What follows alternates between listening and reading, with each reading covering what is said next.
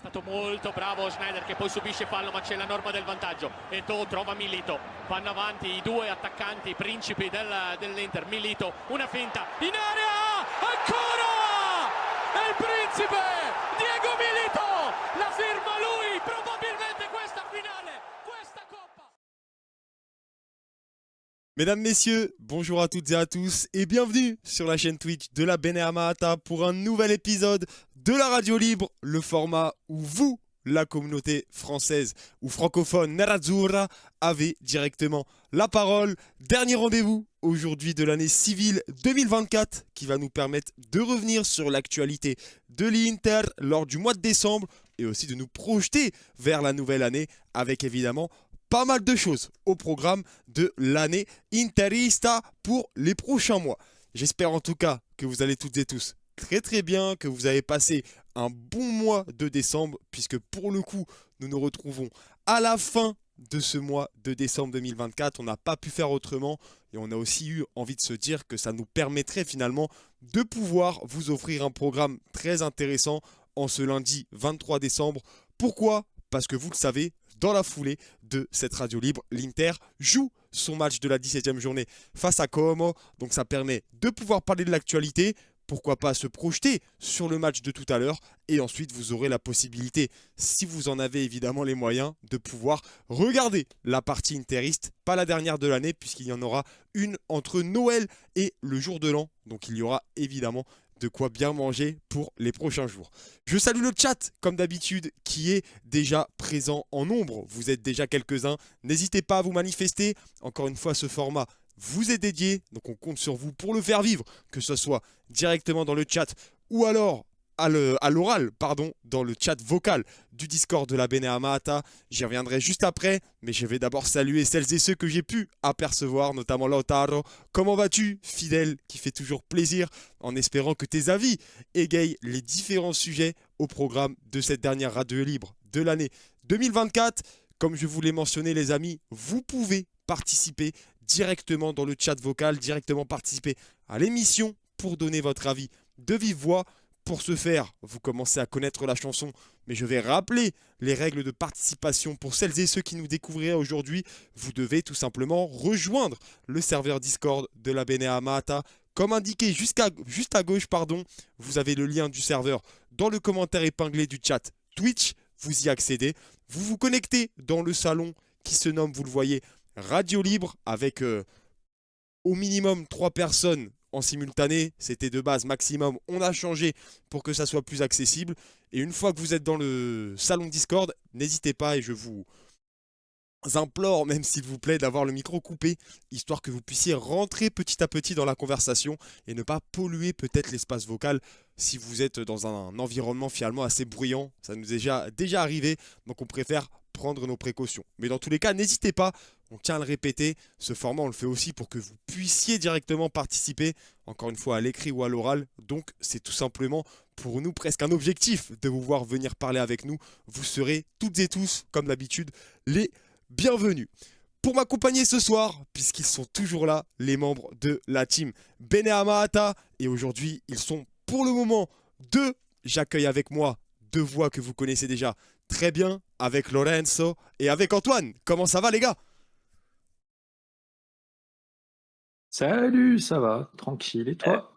Ciao à tous. La voix d'Antoine un petit peu enrayée là. Qu'est-ce qui se passe ? Est-ce que c'est la période de Noël qui voit le rhume arriver potentiellement ? C'est possible. C'est possible. Bon, après j'ai envie de te dire c'est rassurant vu la période, hein, parce que c'est vrai qu'on semblait se diriger vers des températures assez exotiques pour un Noël particulier. Finalement, on va pouvoir fêter, du moins pour celles et ceux qui le font, un Noël plutôt classique. Et évidemment, si jamais on ne vous revoit pas d'ici là, c'est ce qui devrait être le cas, on peut d'ores et déjà vous souhaiter de bonnes fêtes. C'est le principal. Ça va les gars ? La forme ? Vous êtes prêts à aborder les différents sujets que je vous ai concoctés aujourd'hui ? Et je pense qu'on va avoir du très bon débat. Là, on va y aller. Eh bah écoute, moi je suis en forme, je suis prêt à débattre. Comme toujours, hein, vous répondez toujours présent et je tiens d'ailleurs à remercier évidemment la team Beneamata qui, comme je l'ai dit, répond toujours présent pour pouvoir animer entre guillemets ces émissions avec moi, en espérant que ça continue dans le temps, notamment en 2025, puisque je le rappelle, nous sommes sur la dernière édition de la radio libre de l'année civile. Karim digère la défaite de l'ASSE. Alors là, franchement, tu pourras lui demander tout à l'heure, puisqu'il devrait nous rejoindre lorsqu'il sera disponible, Karim alias Crimo. Alors franchement, je pense pas Ah que oui, ça ils le ont pris touche beaucoup. 4-0 face à l'OM, c'est vrai, j'avais oublié ça. Après, il nous a toujours expliqué que ça ne le touchait pas, puisqu'il ne supporte pas le club de sa ville. Donc d'un autre côté, je pense pas que ça l'atteigne directement, mais bon, normalement, on aura l'occasion de lui poser la question, même si aujourd'hui, soyons honnêtes, vous le voyez au niveau des couleurs, et vous le savez même en rejoignant ce stream sur Twitch, qu'on est là pour parler de l'Inter Milan, bien sûr, avec pour ce mois de décembre au programme, comme d'habitude, 3 sujets que je vous ai concoctés et sur lesquels nous allons pouvoir revenir d'ici quelques instants. Vous les voyez s'afficher juste à droite. On va revenir, comme d'habitude, sur, pour commencer, quelque chose de plus général en se basant sur l'aspect sportif pur. On va essayer de se demander, comme vous le voyez, comment gérer la fin de la première partie de saison. Étant donné que l'Inter est toujours engagé dans pas mal de compétitions, il va y avoir une première période charnière qui va arriver en début d'année 2025. Donc il va falloir voir comment finalement hiérarchiser ces différentes compétitions du côté d'Inzaghi et de l'effectif, puisqu'on le sait, il faut avoir un certain roulement pour pouvoir rester actif sur les différents fronts. Donc ça va être intéressant de voir de votre côté ce que vous ambitionnez et comment vous voyez la chose, parce que ça peut dépendre finalement d'une personne à l'autre. Deuxième point, nous reviendrons sur un élément incontournable de chaque début d'année civile lors des saisons de foot. C'est le mercato qui va ouvrir ses portes bientôt, et peut-être une question qu'on peut se poser concernant un éventuel renfort derrière, parce que vous allez le voir pour la partie de ce soir face à Como, Inzaghi qui va encore, et j'insiste sur le mot encore, devoir se passer de certains éléments défensifs. Donc on peut se poser la question sur le fait de ramener un petit peu de 109 du côté de l'arrière-garde Nerazzurra. Et pour terminer, et je pense que ce débat-là va faire l'unanimité, il va être assez populaire, puisqu'il fait actuellement rage dans la communauté, même si ça reste quelque chose de minime. Nous on l'attend, là on est chaud là. Ils ne sont là que pour ça. Hein. Antoine est plus là pour le deuxième sujet, c'est ce qui l'intéresse le plus, mais de toute façon on va pouvoir revenir sur les 3. Mais le dernier, je le trouve assez croustillant. Franchement, on va pas se mentir, c'est vraiment histoire d'en parler, parce que ça n'a pas forcément d'énormes retombées.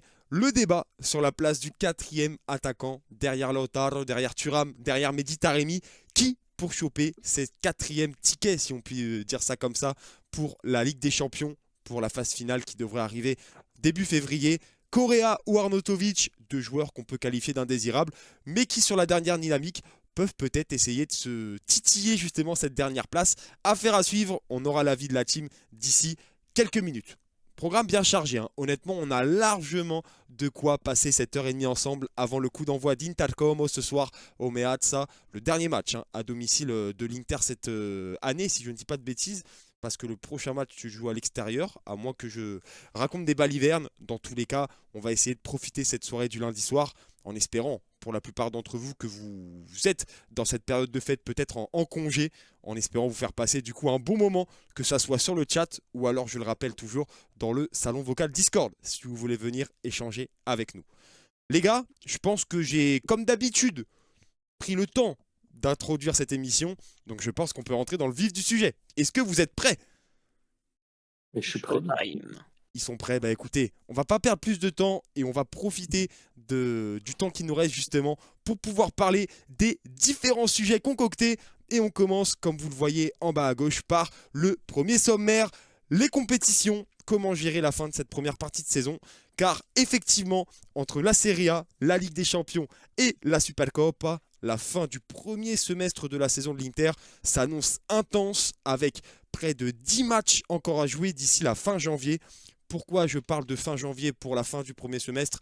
Parce que il m'a semblé juste de considérer que la fin de la phase régulière de Ligue des Champions, qui interviendra le 29 janvier, sonne finalement la fin d'une première partie de la saison, avec ensuite on peut considérer ça comme la phase finale pour le second semestre. Je me suis basé tout simplement sur ce découpage chronologique. Dans tous les cas, d'ici fin janvier, comme je l'ai dit, ce sera 10 matchs qui peuvent encore voir les Nerazzurri jouer sur les différentes pelouses des différentes compétitions.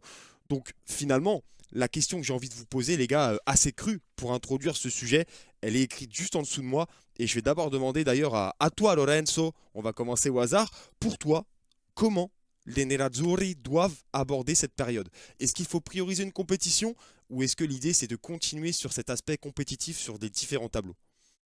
Alors, moi, je regardais un peu le calendrier que l'Inter avait donc pour ses prochains matchs, tu vois, par exemple. Dans cette 20, tu vois, de décembre, on joue Com et Cagliari. Je pense que là, tu peux mettre ton équipe type. Juste face à Cagliari, de faire tourner un petit peu. Mais face à Com, tu peux mettre ton équipe type pour vraiment les faire tourner une dernière fois ensemble avant les fêtes de Noël. Peut-être permettre à certains d'empiler des buts, car il en a besoin. Je ne citerai pas qui. Mais je pense honnêtement, bah, c'est le meilleur. Franchement, là, les 2 prochains matchs sont faisables pour nous de faire tourner ou même de faire jouer l'équipe type pour les mettre en forme. Car après, dès début janvier, on attaque l'Atalanta, en Super Coupe d'Italie, une équipe qui est en forme en plus. Et ensuite, bah, imaginons qu'on se fait sortir, qu'on gagne et tout, on a Venise, Bologne, Empoli. Donc en vrai, cette première fin de partie de saison, pour moi, on peut vraiment essayer de se faire tourner, de mettre un peu tout le monde encore au diapason. Pour qu'ils comprennent une chose, que bah, même les places de titu, ils peuvent avoir une place et une chance. Surtout qu'on voit que des blessures en ce moment, ça n'aide pas non plus. Donc je pense qu'honnêtement, on peut beaucoup faire tourner et gagner tous nos matchs qui nous permettraient vraiment de rester en course pour le titre. Le petit taquet, on est d'accord, c'était pour Lautaro, Lorenzo, parce que c'est demandé dans le chat. Ah bon? Il Ah, s'appelle Lautaro, il s'est fait pardon. griller, mais évidemment, c'était pour le capitaine, mais encore une fois, j'ai envie d'utiliser un nouveau dicton. Qui aime bien, critique bien. Faut savoir Ah mais être c'est que je critique l'aime, c'est que pour, je veux qu'il marque, pour je en veux. tirer le meilleur. Tu as souligné un point très intéressant, c'est le calendrier que je vous affiche juste à droite. Je voulais concocter selon les compétitions. C'est vrai que ça peut être un facteur important finalement de l'approche que va avoir Inzaghi des différentes échéances, parce qu'on le voit, en Serie A, on est quand même sur des adversaires globalement abordables. Toi, Antoine, est-ce que tu rejoins Lorenzo concernant peut-être cette nécessité de continuer à faire tourner l'effectif pour mettre, comme il l'a dit, au diapason tout le monde, ou justement, l'idée, ce serait peut-être de consolider des aspects importants, parce que pour revenir sur la Serie A, adversaire certes abordable, mais de l'autre côté, la concurrence ne s'arrête pas.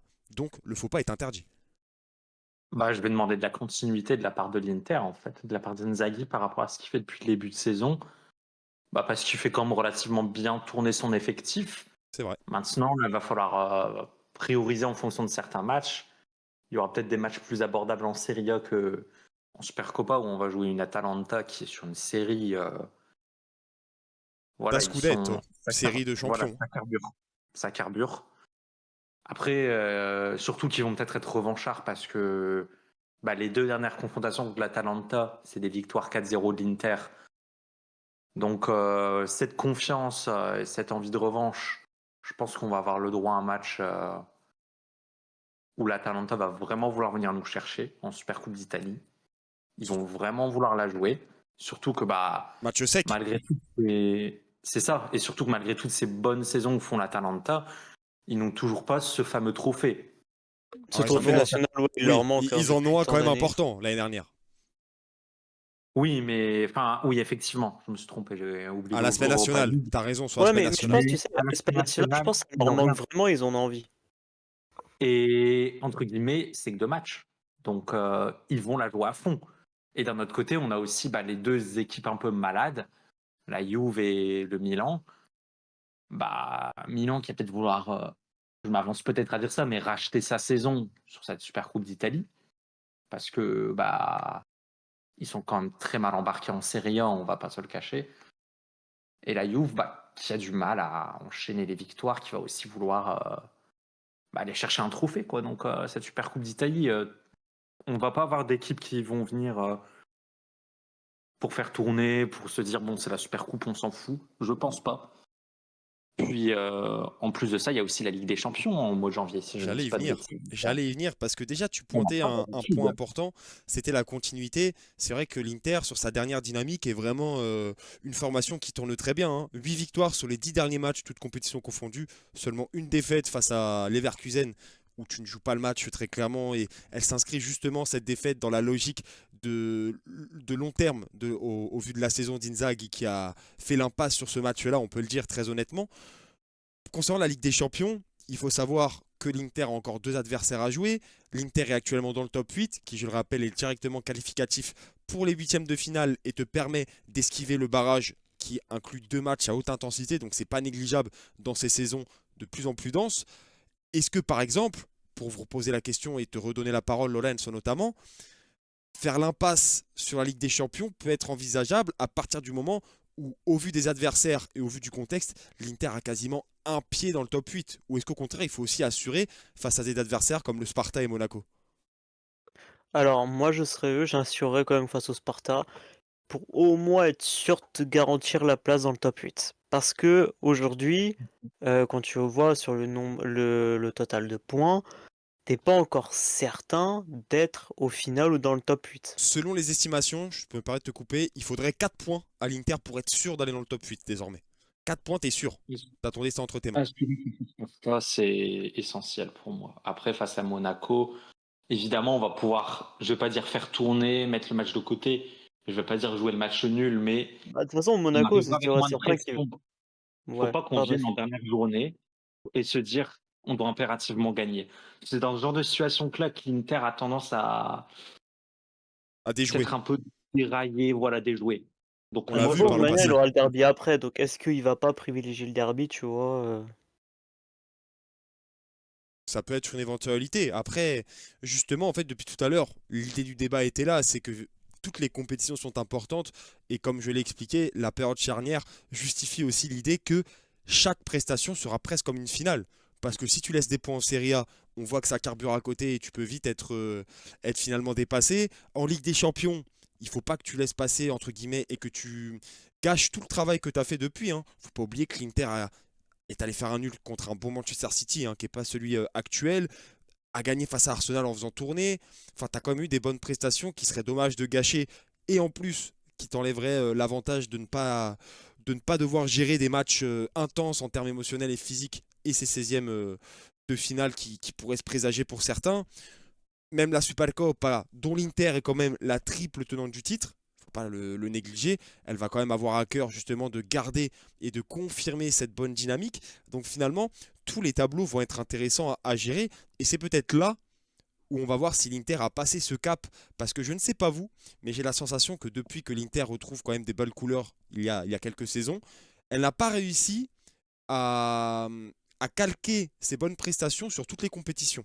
Si vous regardez, il y a 2 ans, tu vas en finale de Ligue des Champions, mais tu délaisses un petit peu le championnat, ou du moins le championnat n'est pas à la hauteur. L'année dernière, le championnat, tu le joues de A à Z, mais tu délaisses un peu la Ligue des Champions, ou du moins tu échoues en Ligue des Champions et en Copa. Est-ce que justement, les gars, l'axe de progression de l'Inter, il n'est pas aussi dans cette capacité à être compétitif sur tous les tableaux? si, je suis d'accord sur ce point-là. Et moi, je voudrais me rajouter qu'on parle de ce mois de janvier, mais février, je ne pense pas que ce soit de tout repos derrière, si je dis pas de bêtises, hein. Mais oui, l'Inter va falloir que on sache vraiment être compétitif sur tous ces tableaux-là, et ça va être vraiment un point essentiel pour l'Inter. Bah, pour finir ton propos sur le mois de février, Antoine, déjà, faut savoir que les 16e de finale, si tu les joues par malheur, les matchs sont de mémoire en février. Et qu'en février, en plus, tu joues Monaco, donc bah, tu joues Monaco, tu joues le Milan, tu joues la Lazio, tu joues la Fiorentina et tu joues la Juve. Il n'y a pas l'Atalanta en Serie A ou Et pas? l'Atalanta, c'est début Et mars. Non, c'est 16 mars et c'est Naples début tu l'as mars. peut-être dit, mais le match à rattraper face à la Fiorentina, c'est lors de cette période-là, non? Bah, Oui. Ouais, Je je crois crois, que ça ouais. a été Il est programmé ou du moins éventualisé pour cette sur les période-là. Donc ce serait à rajouter avec Alors, tout le il est contexte émotionnel. éventualisé parce que je ne le vois pas affiché. Je En ne sais pas fait, si ça a été c'est décrété officiellement. une prédiction parce que la Fiorentina ne fera pas de 16e pour l'instant en Conference League, tout comme l'Inter, donc ils veulent essayer de calquer sur les dates, entre guillemets, des soi-disant 16e de finale, des barrages. Ouais, c'est pour ça. C'est pour ça que ça Voilà. pourrait être, avec tout le contexte émotionnel qu'il va y avoir autour de ce match-là, ça peut être quelque chose de supplémentaire à rajouter. Donc c'est vrai que la Ligue des Champions paraît quand même comme un élément essentiel pour te décharger de 2 matchs très très très intenses et très très stressants aussi, parce que quand tu es une équipe comme l'Inter, que tout le monde est logiquement attend dans le top 8 parce qu'elle a retrouvé entre guillemets une très bonne forme, tu n'auras pas le droit à l'erreur. Et Antoine soulignait un point très intéressant tout à l'heure. C'est vrai que l'Inter a quand même beaucoup plus de facilité à opérer dans la peau du chasseur que du chassé, ou entre guillemets de Mm. l'outsider plutôt que le favori. Vous voyez ça comme vous voulez. Donc c'est Ah, tu sûr vois, l'année que dernière face à Atletico, on te disait que t'étais favori et c'est au ça. final, tu te fais sortir par Atletico. Ouais, En plus, franchement, des exemples comme dans ça, il y ces en a deux, dans plein, ces hein. deux-là, Il y c'est en le a plus plein par fort, le hein. passé. Antoine parlait des matchs couperets en Ligue des Champions. On a souvenir des rencontres face au Shakhtar, le PSV. 0-0. Franchement, je pense qu'il y en a beaucoup qui m'échappent là comme ça. Mais c'est vrai que ça souligne le fait que là, tu peux entre guillemets échapper quand même à un facteur qui, dans une saison, peut peser très cher, hein. Il y a beaucoup d'exemples européens qui ont vu des équipes s'écrouler après justement ces déconvenus-là en cours de saison. J'ai en tête par exemple, même si c'est un contexte différent, Arsenal lors du Boxing Day l'année dernière qui perd le titre à cette période avec une série très compliquée. Donc surtout maintenant qu'il n'y a pas de coupure en Serie A et qu'il y a des matchs, vous le savez, je l'ai dit, entre Noël et la fin d'année 2024, il va falloir vraiment rester très concentré. Et là va être quand même l'objectif et l'intérêt pour Inzaghi de mobiliser tout son groupe, chose qu'il faut le dire aussi, a déjà réussi à faire, puisque à l'heure où nous parlons, et grâce au match face à l'Udinese, tous les joueurs de l'effectif professionnel ont joué, hormis Di Gennaro, le troisième gardien, qui est d'ailleurs blessé. Donc c'est aussi quelque chose qu'il faut souligner dans les gars dans l'équation. Ah, c'est pour ça que Di Gennaro il était pas titulaire. Ah bah merde alors. Bah, je me suis dit aussi, c'est bizarre. Contre qui? Il n'était pas Pas titulaire. contre l'Udinese. Pour moi, Non, il aime Martinez, pas c'est le troisième Martinez. gardien, hein. Oh, le taquet là, j'ai même pas compris là. Tu m'as pris au dépourvu. Ah ouais, ah bah ça vient du cœur ça. Et pourtant il fait un bon match, hein. Il fait un très bon Non, oui, match. il a fait un très bon match. Je suis méchant, je suis méchant. C'est bon match. Enfin, je vais pas le tacler, mais il a eu rien à faire, quoi. Oh, il a une belle parade à faire Ah, à la bah, fin, hein, même si elle parade, n'a il pas y a des d'importance. parades. Il a une belle parade. Et puis les Face au relances sont géant de intéressantes. l'Udinese, face à notre petit défenseur. Ah ouais. L'image est dingue, hein. En vrai, l'image est complètement dingue. Aïdou face à Isaac Touré, le choc des extrêmes.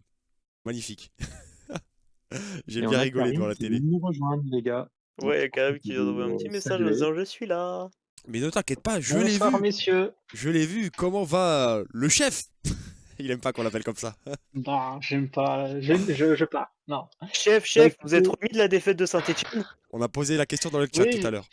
j'ai pu voir le chat en même temps que j'étais double connecté sur Twitch. Bah écoute, je m'en remets très bien. En fait, je m'en suis remis à 16h45. Je m'en suis totalement remis de cette défaite que je n'ai pas vue. Mais j'étais là aussi pour la défaite de l'OM contre l'ASS en championnat. J'étais même au stade. J'ai vu ce match-là depuis mes yeux et c'était un beau match bien éclaté. Comme quoi, quand je vais au stade, Mais je c'était quand préviens. ça? N'attendez. J'étais voir le match du dimanche soir, 20h45, ASS-OM. Donc sachez que quand je vais au stade, l'ASS est nul et perd en même temps. Donc on va éviter le stade, voilà, pour éviter la descente en Ligue 2 quand même, parce que Alors, on va éviter les le stade amis, dans les prochaines semaines. tu me permets, hein, tu me permets, Karim, de le souligner pour rassurer un petit peu les différents membres de la communauté. Sachez que Karim n'est jamais allé au San Siro. Jamais.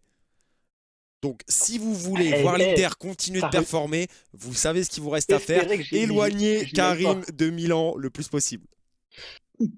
Là, je, pré- je pense prévoir un voyage au Gavi Stadium dans les prochaines semaines.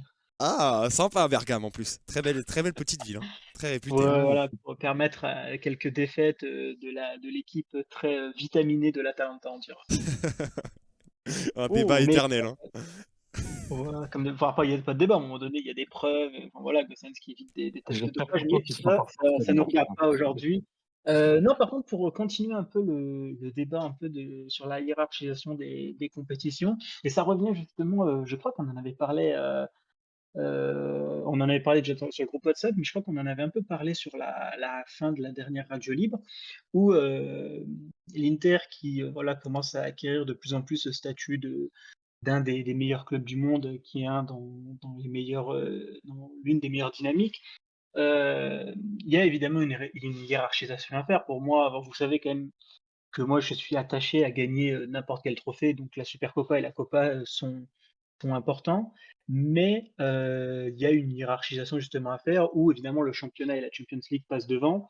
Et par exemple, ce match contre la Lazio, sans aller évidemment le bazarder, mais je pense que c'est l'occasion de permettre dans cette coupe de faire jouer les Fratesi, les Arnautovic, les Taremi, ce genre de joueurs qui n'ont pas tellement l'occasion de briller en championnat ou même en Ligue des Champions, et leur permettre, voilà, que ça soit leur compétition et qu'entre guillemets, ça soit leur coupe d'Italie qui pourront soulever et c'est comme ça que les grosses équipes aussi, ont géré sur les dernières années. Alors peut-être pas en Italie où même, la Juve alignait quand même des équipes plutôt type, les années où elle le gagnait, où elle gagnait la Coppa, mais à l'étranger, surtout ça se fait souvent en Angleterre, où Chelsea envoie par exemple totalement son équipe 2, mais là pour la Conference League, on va dire qu'il dans une moindre mesure. Et voilà, c'est un peu l'exutoire de ces joueurs-là qui ne jouent pas. Donc moi je pense qu'il y a vraiment le championnat et la Ligue des Champions à gérer évidemment en priorité, et notamment de permettre de focus les joueurs qui ont un peu cette tendance à aller vers la Ligue des Champions, où on voit la déclat de Bastoni qui a été appuyé par d'autres joueurs, où tu sens vraiment qu'il y a la Ligue des Champions qui il leur manque ça après cette finale. Et c'est pour ça aussi qu'Inzaghi a eu un peu ce turnover en faisant jouer des Taremi, des Fratesi, des Zielinski, en disant titulaire, OK, vous restez concentrés sur le championnat, vous gardez votre concentration et vos performances en Serie A, et il y a d'autres joueurs, justement, ces nouveaux joueurs-là, qui eux jouent la Ligue des Champions parce que vous êtes beaucoup trop obnubilés sur la Ligue des Champions et ça nous avait coûté le championnat 2 années de suite. Ça nous a coûté le championnat contre Milan et ça nous a coûté notre championnat quand on était à 8 points du Napoli en 2023 en janvier, où on aurait pu voilà, se remettre dans la course pour ce Scudetto-là. Et voilà, l'Inter a lâché parce qu'il y avait encore cette Ligue des Champions. Donc je pense que voilà, il faut donner du temps de jeu à pas mal de joueurs dans ces compétitions-là. Et franchement, le système de rotation, enfin, les rotations que fait Inzaghi, moi, c'est ce qui m'impressionne le plus chez Inzaghi sur les dernières années. Enfin, une des choses qui m'impressionne le plus. Parce que si vous vous souvenez de sa Lazio, même en Coppa Italia, alors à part quand il bazardait les matchs, mais les rotations à la Lazio et les rotations à l'Inter, deuxième partie de mandat d'Inzaghi, c'est vraiment le jour et la nuit. Donc c'est vraiment un entraîneur qui est en évolution et ça c'est plaisant. C'est vrai que tu soulignes l'un de ses axes de progression, l'un des nombreux d'ailleurs, hein, parce qu'il a quand même, entre son début d'aventure à l'Inter en 2021 et aujourd'hui, acquis pas mal de choses nécessaires et reconnues au très haut niveau en termes de coaching. Non, c'est vrai que ton point de vue se défend, il est même honnête, parce que c'est vrai que tu peux pas faire jouer ton équipe type sur tous les tableaux. On peut résumer globalement, tu me permets en gros de dire que la Copa cette saison, ça doit être le camp d'entraînement de l'équipe 1 bis. C'est un peu ça. Oui, c'est ça, on va dire le terrain où les L'antichambre. seconds couteaux peuvent. La Coppa C'est ça. Italia, c'est Mais sur- l'antichambre. C'est ça, mais surtout un terrain où ils peuvent exprimer quand même leur qualité et surtout prouver que ça peut être des joueurs fiables. Tu vois, Fratesi, il y a pas mal de débats en ce C'est moment vrai. où il y a beaucoup de gens qui disent Fratesi, premier, s'il y a moyen de gratter une belle offre de 35-40 millions cet été, ciao ciao. Et tu vois, ce genre de joueurs-là, c'est un peu leur chance et tout. Et puis c'est aussi ça va être des adversaires à leur niveau, parce que tu as eu quand même l'Udinese qui est une équipe quand même jamais facile à jouer. Là, tu vas avoir la Lazio. En demi-finale, normalement, je crois qu'on est dans la partie de l'Atalanta, Non, Atalanta-Roma, si je ne me trompe pas. Je crois. non, Oui, non. j'ai un doute. Mais je crois qu'il y a en tout cas, il y a la promesse, c'est sûr, mais je crois que c'est l'Atalanta. En tout cas, tu as une équipe sérieuse de Serie A donc en demi-finale, et après tu auras la finale. Donc, c'est pas un vieux parcours, entre guillemets, à jeter, comme, entre guillemets, tu as l'Udinese, et puis tu as le Torino qui est passé par là à un moment donné, et puis tu as la Cremonese qui, comme il y a quelques temps, était arrivé en demi-finale. Là, c'est un parcours quand même sérieux. Et d'ailleurs, ça vaut de même pour la Supercoppa Italia, parce que c'est 2 matchs, et pour moi, c'est des matchs sans être jetés. De toute façon, Inzaghi ne les jettera pas, il mettra évidemment l'équipe titulaire, mais c'est des matchs où tu peux intégrer dans l'équipe un mec comme Fratesi. C'est un match où un mec comme Buchanan, ça serait pas con de le mettre titulaire aussi, sans faire totalement tourner, mais en incluant certains joueurs pour essayer de leur donner un peu plus de confiance et essayer aussi de les remettre un peu dans le bain. C'est un peu comme ça que moi je les vois, ces deux couples-là. C'est vrai. C'est vrai qu'il y a une hiérarchisation, justement, comme on l'avait dit, des compétitions sur lesquelles tu as donné un avis, encore une fois, plus que pertinent. Évidemment, je n'ai pas envie de perdre mon poste. C'est normal. Enfin bref. Pour enchaîner, les gars, je pense qu'on a fait le tour sur ce premier sujet. Donc, on va pouvoir passer sur quelque chose d'encore plus intéressant à mon goût, puisqu'on va se pencher sur un exercice, vous le voyez au niveau du programme à droite, un exercice dont tout le monde raffole, que ce soit en vrai ou sur les jeux vidéo, le mercato. Alors, je tiens à préciser tout de suite, avant même qu'on rentre dans le cœur du sujet, que ce débat-là, il est avant tout idéaliste, parce qu'à l'heure où nous parlons, objectivement et de manière justement réaliste, l'Inter n'est pas capable d'aller investir sérieusement dès cet hiver, mais on va quand même se poser la question d'un renfort que j'ai jugé, je cite, impératif en défense quand on voit les nombreux absents avec lesquels doit gérer Inzaghi son effectif. D'ailleurs, Lautaro dans le chat souligne la composition officielle pour le match face à Como, qui, je le rappelle, sera dans la foulée de cette radio libre. Donc vous pouvez vous faire vraiment une fin d'après-midi et début de soirée spécial Inter. C'est parfait et c'est fait exprès. La Beneamata bosse bien ces différents créneaux. Pour vous donner la compo rapidement, les gars, si vous ne l'avez pas à l'image, sachez que c'est celle qui était attendue avec Sommer dans les cages, Bisek, Bastoni, Carlos Augusto, Dumfries à droite, Di Marco à gauche, milieu de terrain classique avec Barella, Çalhanoğlu, Mkhitaryan et devant la Toula qu'on connaît bien, la franco-argentine, Thuram et Lautaro.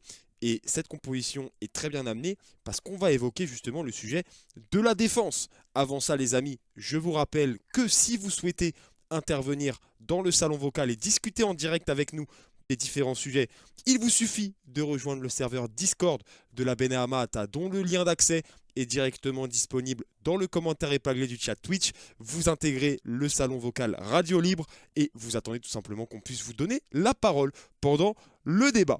On peut passer directement, je pense, au deuxième sujet que j'ai titré, comme je vous l'ai dit, un besoin impératif en défense. Pourquoi ? Parce qu'à 10 jours exactement de la fenêtre hivernale des transferts, en Italie ce sera du 2 janvier au 3 février, l'Inter se retrouve avant d'affronter Como ce soir avec de nombreuses absences dans le secteur défensif. On a notamment Pavard et Acerbi absents de longue date et De Vrij et Darmian se sont rajoutés dernièrement et manquent actuellement à l'appel, ce qui oblige Inzaghi à s'adapter notamment au poste de libéraux dans le cœur de cette défense à 3 avec Jan Bisek qui avait été testé en coupe face à l'Udinese et ce soir on le voit, Bastoni qui a été officialisé, lui qui a déjà officié à ce poste en sélection avec la Nazionale. Donc au vu de ces nombreuses absences et en gardant à l'esprit encore une fois que ce débat n'a peut-être finalement pas de réponse officielle comme l'Inter n'a pas les moyens d'investir, je vais redonner directement la parole à Antoine cette fois-ci.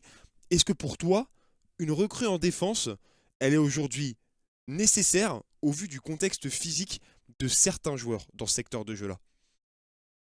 Bien sûr, pour moi, c'est impératif d'aller chercher un libéraux, surtout, parce que je trouve que Acerbi, c'est sa saison de trop, malheureusement, pour l'Italien.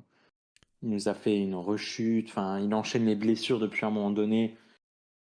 Après, il a un certain âge, il a 36 ou 37 ans, je ne saurais plus dire, 36 ans. mais Et j'en 37, profite je crois. d'ailleurs pour te couper, je vous affiche à l'écran les amis le récapitulatif de tous les matchs manqués de tous les joueurs à vocation défensive cette saison. Et je précise bien, j'ai mis seulement les joueurs qui sont supposés jouer dans cette défense à 3.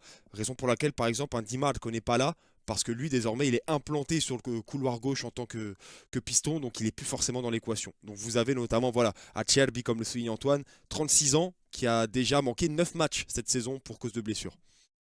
Il a c'est pas eu déjà ses beaucoup. 37 encore? Comment? Il a pas eu ses 37 ans encore? Pas encore. Pas encore. Oui, Il les va, gars. tu penses pas qu'il est déjà plus vieux que la majorité de l'effectif, même de tout Non l'effectif? mais c'est vrai que alors c'est pas une critique faciale, mais alors c'est vrai que dans sa faciale on dirait qu'il a 40 piges, hein. Et bah ça lui sera répété, avec grand plaisir. Si j'arrive à le voir à l'occasion, hein, on lui dira avec grand plaisir, hein. On lui dira Attends, que c'est toi. je lui demanderai de sortir de sa poche tous les attaquants qu'il y a mis, hein. Et surtout Haaland, hein, parce qu'en ce moment il marque plus, hein. Ah, depuis la finale, il est matrixé. Mais non, bref, plus sérieusement, je vous laisse continuer, les gars. Si tu voulais revenir sur Mais tout ce que tu disais, Antoine. ouais, je trouve par contre, à contrario, qu'il y a un joueur dont on parle très peu, qui revient très bien, c'est Stéphane De Vrij. A priori, par contre, lui, je trouve que depuis son début de saison, il est quasi irréprochable. Mais pour moi, l'Inter doit recruter un libéraux cet hiver. Si la possibilité financière viendrait à l'Inter. Ce qui paraît compliqué, hein. Je tiens à le rappeler encore une fois, on est vraiment sur un débat, je le répète, mais vraiment c'est important, très idéaliste. Toi, Karim, qu'est-ce que t'en penses? Alors moi, ça va être un peu dans un ton différent d'Antoine. Moi, je pense qu'il n'y a pas une nécessité absolue de recruter cet hiver. Là, bon, il y a un concours, entre guillemets, il y a un concours de circonstances sur le fait que voilà, Darmian et De Vrij se sont répétés. Bon, en plus, ça sera normalement une absence moindre. Ils ont même essayé des infos de Di Marzio, ils avaient essayé d'avoir De Vrij potentiellement titulaire, voire sur le banc ce soir, donc on verra s'il sera au moins sur le banc. Moi, je pense, voilà, cet hiver, ça sert à rien d'aller chercher un défenseur juste pour faire le nombre et ensuite, dans la situation contractuelle, être bloqué en se disant comment on va le gérer celui-là au fur et à mesure des prochaines années, parce que l'Inter recrute un joueur, ce sera pour au minimum les 3 prochaines années. Donc mieux vaut éviter de s'embarquer dans des deals, on va dire, moyen-termistes, long-termistes sur ce secteur-là. Surtout que les recrues en hiver, je vous rappelle que le dernier mec qui a été impactant à l'Inter, qui a été recruté l'hiver, c'était Ashley Young. Tayon Buchanan, Robin Gosens, ça n'a jamais été les plus grandes réussites quand on a allé acheter en hiver. Maintenant, oui, cet été, il va falloir légèrement casser la tirelire quand même pour aller chercher un libéraux. On va en parler aussi un petit peu après sur les différents profils, différents joueurs qui pourraient intégrer cette défense à 3. Je pense qu'on est quand même plutôt tous d'accord pour dire que Acerbi doit avoir son contrat entre guillemets coupé cet été. Donc je crois que si les infos de la Sky sont les bonnes, il faudrait verser C'est ça. une indemnité de 500 000 euros pour résilier la dernière année de son contrat, ce qui est quand même bien négocié quand on voit qu'on avait donné 6,5 millions à Vidal et la même pour Sanchez. Et garder Stéphane De Vrij pour, entre guillemets, The Last Dance, une ultime saison qui revient d'ailleurs très bien et qui est possiblement le meilleur défenseur de l'Inter cette saison, qui je pense lui-même est le meilleur défenseur de l'Inter cette saison, en tout cas dans la régularité de ses performances. Mais pour moi, comme j'ai dit, oui, c'est pas la priorité absolue d'aller chercher quelqu'un en défense centrale, vu que les blessures qu'on a, généralement, c'est pas des joueurs qui sont habitués à se blesser, comme Darmian, malgré son âge, pas un joueur qui est connu pour se blesser. De Vrij aussi, sur le rythme des blessures, c'est pas, même s'il y a eu quelques pépins des fois dans la saison, il a loupé que 2 matchs cette saison. Et le reste des joueurs, pareil, c'est pas, si ce n'est Acerbi, et peut-être on peut mettre Pavard dedans, c'est pas des joueurs connus pour se blesser régulièrement. Donc pour aller jusqu'à la fin de la saison, pour moi en tout cas, ça peut suffire. Et justement, tu soulignes quelque chose d'intéressant concernant ce poste de libéraux, puisqu'on parle de deux joueurs qui font partie des plus vieux dans ce secteur de jeu, mais dont leurs contrats pardon, j'insiste sur le peuvent, se terminer l'été prochain. Vous le voyez, je l'ai noté juste à droite avec l'année à chaque fois pour chacun des défenseurs. De Vrij, on parle d'une fin de contrat en 2025, mais avec une option pour une saison supplémentaire. Il s'est d'ailleurs exprimé très récemment en expliquant que la balle était dans le camp de l'Inter et que lui souhaiterait justement activer cette année supplémentaire. Acerbi, quant à lui, tu l'as souligné, c'est jusqu'en 2026, mais avec une possibilité de stopper justement ce contrat dès 2025 contre une indemnité. Toi, Lorenzo, est-ce que dans la continuité de ce que dit Karim, tu ne penses pas que ça pourrait être justement plus intelligent dans cette idée de renouvellement de terminer avec ce que tu as, quitte à serrer les dents par moment selon les blessures, notamment à Acerbi, et de repartir sur un investissement plus sérieux l'été prochain, plutôt que faire, on va appeler un chat, un coup foireux cet hiver pour combler les brèches, et que finalement ça se révèle être un poids, que ça soit sportif et économique. Alors, pour en revenir de ce que disait Karim, c'est vrai qu'il a raison sur un point. Nous, nos mercato de l'hiver, ça n'a jamais été une grande réussite, hein. Vraiment, on a, à part Ashley Young, allez, Eriksen qui a marché 6 mois sous Conte, c'est vrai que ça n'a jamais été des mercato signés par la réussite de l'Inter. Cependant, moi j'ai quand même un problème. Là où j'aurais pu rejoindre Karim sur son point, c'est oui, on n'a pas toujours eu énormément de blessures à ce poste. Là, c'est une première. Le problème, c'est qu'imaginons que la blessure d'Acerbi se prolonge et que Pavard, moi je suis désolé, Pavard, j'ai quand même des gros doutes sur son physique aussi parfois. Je trouve qu'il se pète quand même beaucoup. Quand même en 2 saisons, il s'est quand même beaucoup pété. J'ai peur qu'à un moment donné, tu sois obligé de faire des choix. Et Augusto en défense centrale, déjà dans la défense à 3, il m'a jamais convaincu. Là, ce soir, j'attends de voir. Moi, je te trouve dur, Vraiment. hein. Je te trouve dur, moi je trouve qu'il remplit souvent le job Bah, en sur son fait, côté gauche. C'est le même problème son que meilleur poste. Ouais. à Augusto, je sais meilleur pas, axe à mais gauche. Hein. mais ouais, mais je sais pas, moi, je sais pas, moi, il m'a jamais convaincu défensivement, tu Ah vois. bah au contraire, moi c'est surtout défensivement que je Oh, le trouve très très bon. C'est son meilleur poste pour moi, la défense je à 3 sais à la limite, pas. si on peut aller chercher Ouais, un petit Dorgu pour doubler le poste de Di Marco et remettre, Carlos Augusto en centrale gauche, moi je crie pas au scandale, hein. ouais, Ouais, bah, OK, Victor bah, Osimhen. je sais pas. Bah, après, peut-être que voilà, moi je vois mal ses matchs à Augusto, je sais pas. Mais c'est vrai que bon, je me dis, tu le prends normalement comme remplaçant de Di Marco, finalement tu le mets un peu plus derrière. Est-ce que ça veut dire que derrière, qui tu vas mettre à la place pour remplacer Di Marco à des moments? En fait, le problème, c'est que Donc, quand même, cette année, on a quand même un enchaînement de blessures qu'on n'a pas eu ces dernières années. Et j'espère sincèrement que ça va pas continuer jusqu'à la fin de saison. Bah pour Acerbi, égayer ton propos, 14 joueurs blessés, enfin 14 joueurs différents qui ont été blessés au cours on de cette s'en sort saison, bien. toutes compétitions confondues, c'est à dire. Comparé aux autres clubs, on s'en sort bien, les gars, je crois, sur les C'est vrai. blessures. C'est vrai, mais ça fait beaucoup quand même. Vous voyez C'est les City qui se font des croisés. Je crois que du côté de la Juve, il y a 2 ou 3 de leurs défenseurs qui ont les croisés, rien que les croisés. Donc, tu rajoutes le Cabal, physique. je crois, et Bremer, ouais, c'est qu'on ça. fait croiser. Ouais, ils ont déjà 2 croisés dans leur défense. En plus de ça, tu peux rajouter des autres pépins physiques qu'ils ont. Nous, en soi, à part cette blessure longue d'Acerbi et Pavard qui va être out, un mois au total de sa blessure, Ouais, mais après, c'est le pas temps non qu'il plus. revienne, déjà qu'il a mis du temps à revenir cet été. Là, il se Oui, repète. pour Acerbi, Au je suis moment où il d'accord, revient, mais le reste de l'équipe, faut voir comment il va revenir. Moi, en fait, tu vois, j'ai beaucoup d'incertitudes, donc au moins prendre un libéraux ah pour oui, je suis être, d'accord avec toi, justement. Mais en dehors pour être d'Acerbi, je trouve sûr, que pour être sûr d'avoir ce que tu veux. Mais ouais, mais après, Acerbi, moi, ça me fait mal au cœur pour lui, parce que honnêtement, je pense que bah la blessure qu'il. De toute façon, il a été opéré quoi cet été déjà, je me rappelle plus. La pubalgie, je crois. Je mais il y a, crois. Ah oui, parce ouais, qu'il je loupe crois. l'euro. Il manque l'euro à cause de ça. Donc c'est à la fin de saison dernière. Et on avait dit que ça allait être dur pour lui de revenir. Il revient, il se repète. Moi, je pense qu'honnêtement, ouais, vaut mieux qu'à la fin de saison, tu libères Acerbi et que tu gardes des vrais un peu plus longtemps. Oui, Même sur ça, je si, suis d'accord. voilà, malheureux. Mais faut voir comment Acerbi va revenir, s'il arrive à revenir à un moment. En fait, pour moi, il y a trop de points d'interrogation. Tu ne sais pas comment va se faire cette saison. Surtout, comme on l'a dit, c'est une saison avec beaucoup de matchs. Donc, est-ce que Oui, tu risques pas derrière que Acerbi revienne, se répète encore, que Pavard revienne, il se répète encore? Pour après, moi, pas au mal, moins c'est qu'on dur quand prenne même, hein. un défenseur, un libéraux, pour au moins se sécuriser quelque chose. Et petite question, peut-être que vous allez m'aiguiller les gars, parce que je viens d'y repenser. Il y avait eu une éventuelle hypothèse d'une possible fenêtre de transfert ouverte pour l'Inter et la Juve en vue du prochain mondial des clubs. Est-ce qu'il y a eu plus Oui, d'infos par rapport à ça? Peut-être avez-vous suivi? ça reste en discussion, je crois, Ça hein. reste en J'ai pas vu discussion? d'officialisation, mais je pense que ça va se faire, honnêtement. C'est dans leur idée de sur plein de matchs, de Coupe du Monde des clubs, Oh tout là là, ça. c'est le mondial des clubs. Ah, moi j'ai hâte de voir les équipes qui vont mettre aligner leur petite équipe de jeunes parce que franchement, ça aussi on va se le dire. Mais alors l'UEFA et la FIFA, continuez vos idées de merde. Franchement, vous les continuez avec plaisir.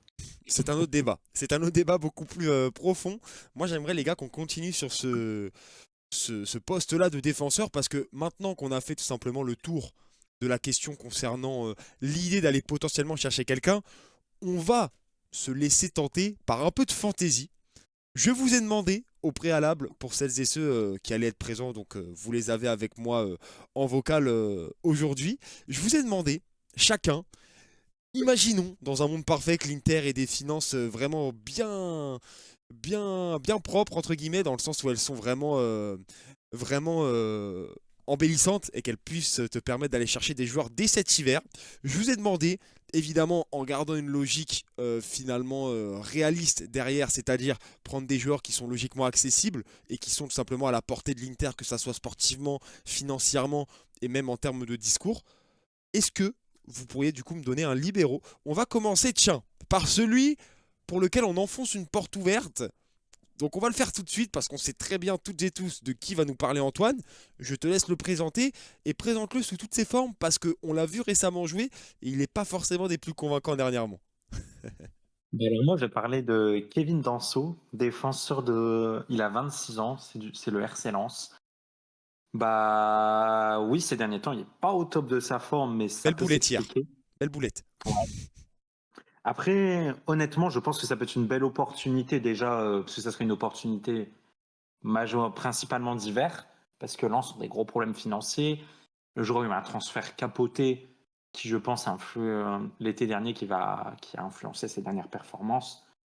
Et je pense que financièrement parlant, c'est une opération qui pourrait ressembler à celle de Gossens il y a 2 ans, je crois que c'était. Gossens.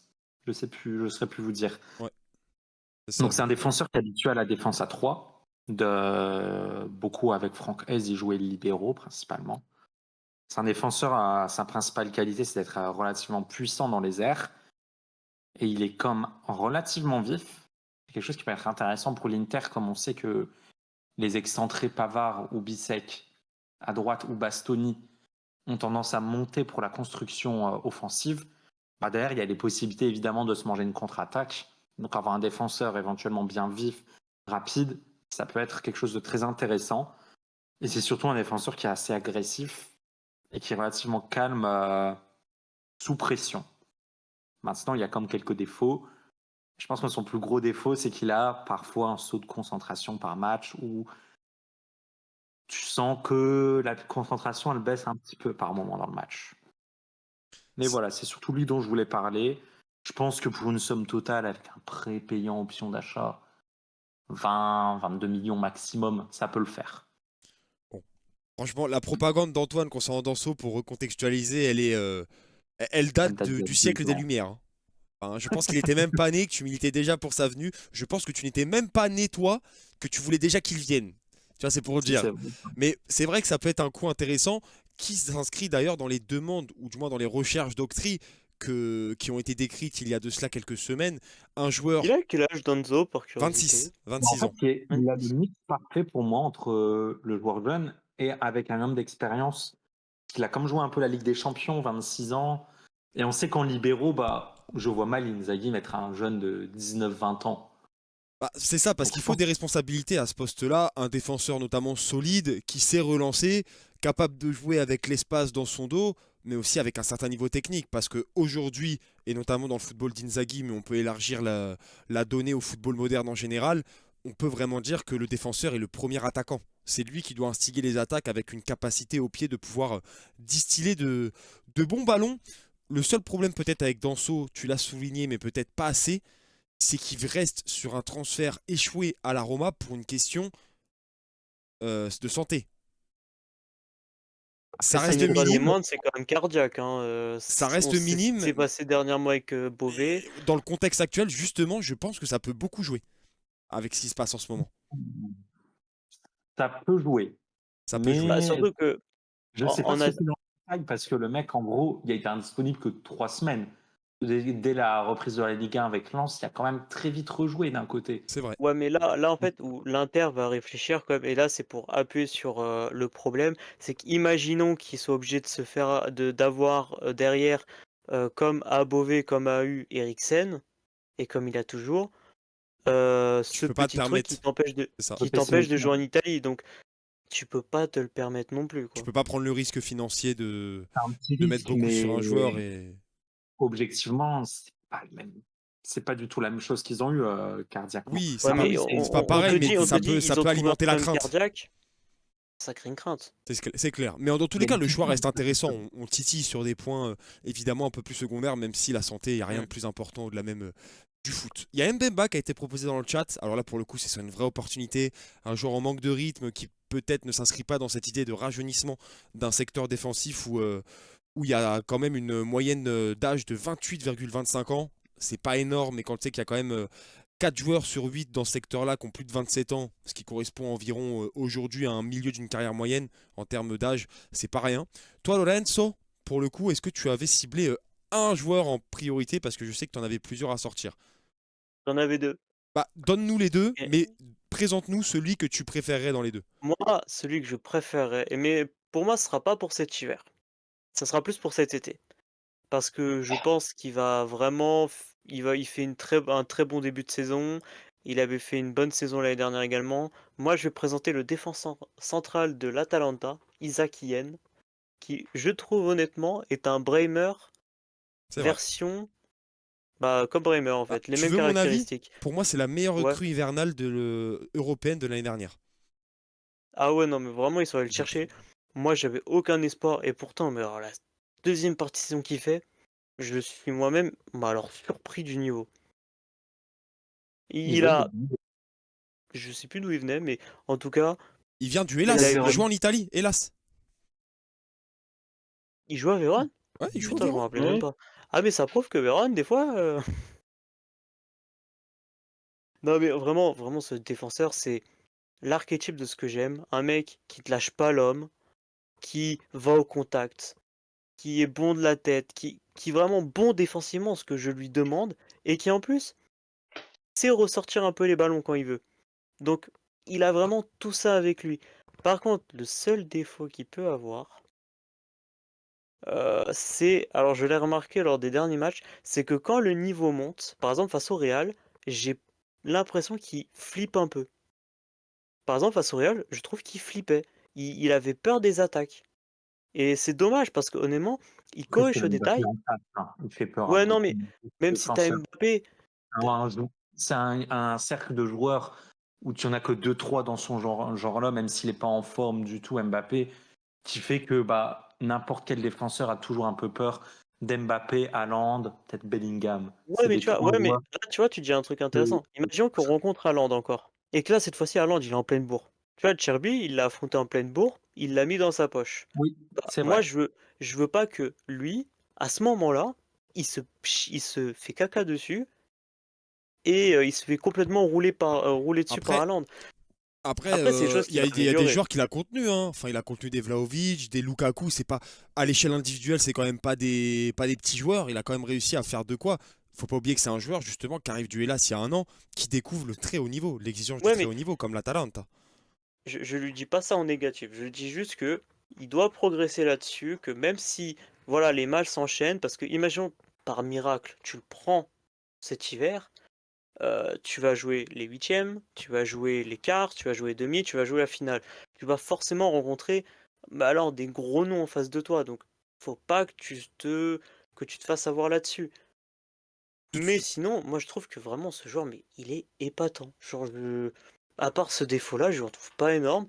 Alors par contre, je vois Lautaro qui parle de Scalvini. Oui, moi aussi c'est mon rêve, mais avec Scalvini, sa les blessure, blessures, je j'attends de pense voir comment il revient. que. Libéraux, Scalvini, j'ai plus de doutes, moi, honnêtement. Mais... Et puis même Oui, pour jouer moi en Scalvini, c'est plus libéraux, je sais pas talentueux. si c'est celui que j'irais chercher en priorité. Non, Isakien, lui, c'est ça une serait très plus bonne pour idée. le côté Mais il y a, Pavard. il y a un C'est ça le énorme, doute il y a que un j'ai à énorme défaut. Scalvini. Il y a un énorme défaut et je pense que Karim va rebondir là-dessus. C'est son prix. Surtout quand on connaît l'Atalanta. Et Bah, ça. surtout Voilà. qu'il a une clause libérateur de 75 millions. Ouais, voilà. Donc je J'allais pense vous le que dire, les gars, l'Atalanta, c'est impossible. c'est nos concurrents du Scudetto, là, en fait, à l'heure Non, non. actuelle, avec Naples. S'ils le lâchent, ils ne lâcheront pas un Ah Italien. non, Oui. mon deuxième joueur, je vais en parler vite fait.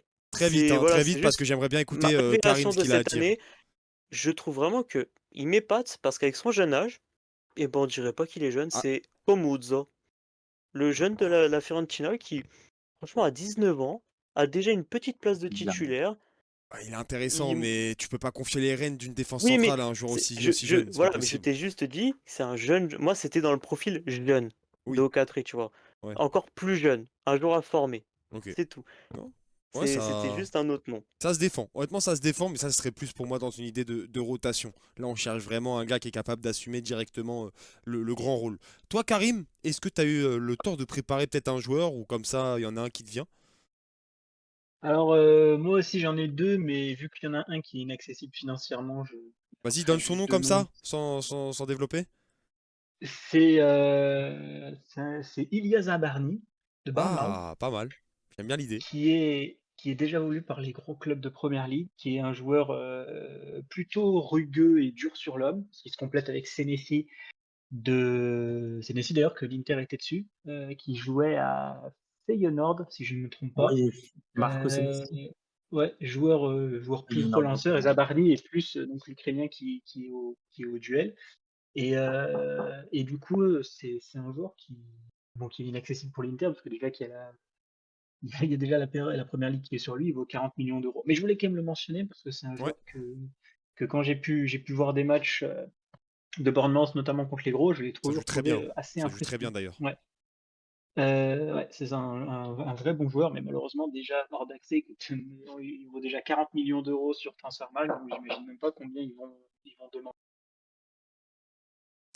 Ah, Karim a eu une Hmm. petite coupure, non, c'est bon? C'est bon, Ouais, Karim? attendez, ouais, c'est bon, je suis revenu. Ouais, pas de souci, je te laisse Et du développer. coup, le deuxième que je veux, alors lui, il correspond pas totalement au profil du stopper, parce qu'il faut, je pense, un défenseur rugueux et dur sur l'homme, comme Cherby, et parce qu'on a déjà un Bastoni qui est un peu plus dans la relance, Bissek peut un peu se rapprocher du joueur dur sur l'homme, mais il faudrait quand même un libéro plus dur sur l'homme pour avoir un profil différent de De Vrij. Mais je le propose quand même parce que c'est un joueur qui me plaît de plus en plus. C'est Sam Boykema. J'ai appris sa prononciation sur le podcast Calcio EPP. C'est bien Boykema, défenseur de Bologne, néerlandais lui aussi. Pour compléter avec Stéphane De Vrij qui joue dans une défense à 4, mais qui, on va dire, a déjà évolué dans une sorte de fausse défense à 3, notamment sous Thiago Motta, avec Poch en central droit et Poumi, on va dire, en central gauche, qui, mine de rien, est pas si cher que ça, parce que on est sur un joueur qui a 22 millions seulement de valeur marchande, qui est à Bologne, donc il est quand même sur un prix qui peut être transféré. Donc Boykema qui est vraiment bon, sauf qu'il a juste pas le profil. Bon, après, il peut aussi évoluer, hein. Inzaghi, on l'a vu, est capable justement de permettre à certains joueurs de s'insérer et de pourquoi pas trouver de la continuité à un nouveau poste. Mais j'aime beaucoup l'idée, c'est un joueur aussi qui m'a tapé dans l'œil déjà l'année dernière, que je trouve assez complet finalement. Mais je pense aussi que le profil ne doit pas être finalement un frein à la vision Mhm. des transferts de l'Inter. Tu peux aussi être capable soit t'adapter d'un côté, soit de l'autre côté, finalement de le former, entre guillemets, à faire un registre différent. Bah, la chance, ça peut être avec Ken Bissek, qui a ce profil qui a ce profil physique et dur sur l'homme. Est-ce que dans un futur, replacer Yann Bissek en libéraux et faire de Boykema aussi ce joueur qui peut porter le ballon? Parce que c'est vrai que dans les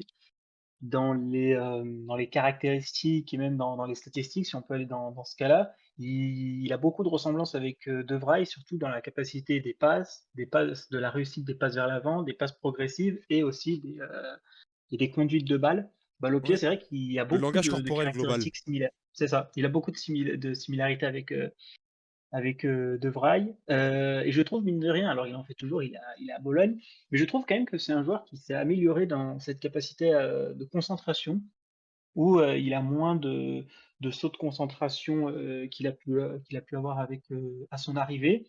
Et je pense franchement que niveau prix, même si on sait que Bologne est très bon vendeur ces derniers temps, franchement, je pense que niveau prix, une trentaine de millions d'euros, je pense que tu peux l'avoir à peu près dans ces eaux-là au plus cher, voire aussi potentiellement tu peux inclure des joueurs dans la transaction. Donc même si mon choix numéro un, enfin en tout cas un de mes choix numéro un, parce qu'Isaac Yen, évidemment c'est un très bon profil, Zabarni, ça me plairait beaucoup dans ce cas-là. Boykema, si on parle de joueurs de Serie A qui connaissent les Serie A depuis un petit moment et qui sont expérimentés en jouant au niveau, parce qu'il a fait la Ligue des Champions, c'est une alternative des plus crédibles.